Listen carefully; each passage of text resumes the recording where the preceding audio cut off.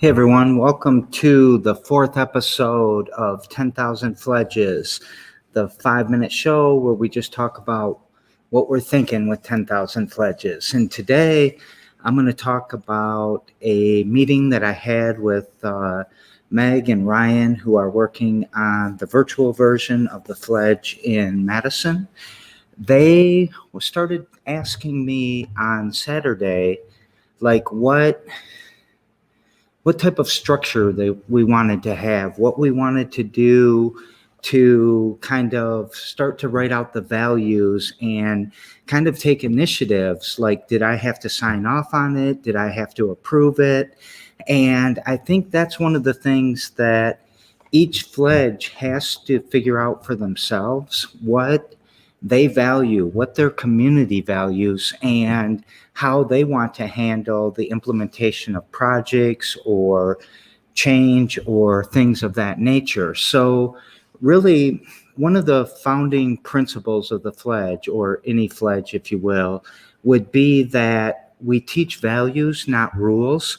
And that has been super important to us from the beginning. So we've always said that we don't have rules, which in some, I guess, worlds might be what people define as anarchy or something like that, but we don't really mean it that way.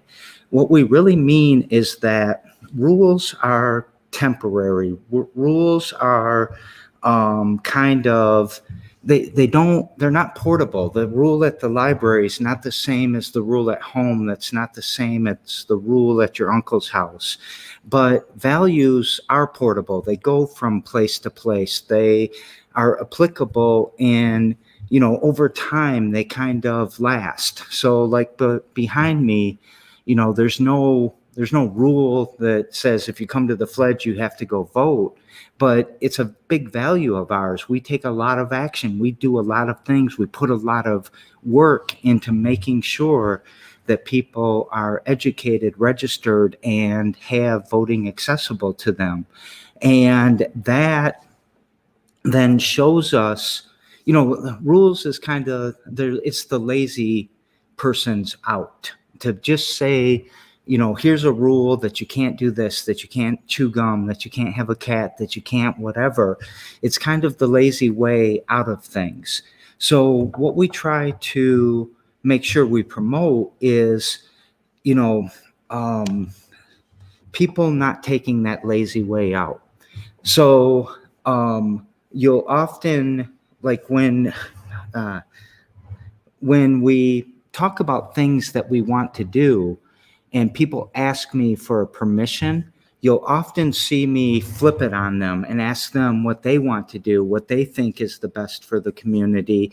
And that's what I did to Meg and Ryan over the weekend, and really ask them to start to define what they see and what they want to do. And we're not ever going to like yell at each other for doing something wrong. What we're going to do is talk about, how values are shaped, what we think is important, and are the actions that we're doing moving towards that. And by not making that like a strong policy procedure and all of these other things, what that allows us to do is have some wiggle room within those values, some interpretation, some things, some ability to be agile, I guess.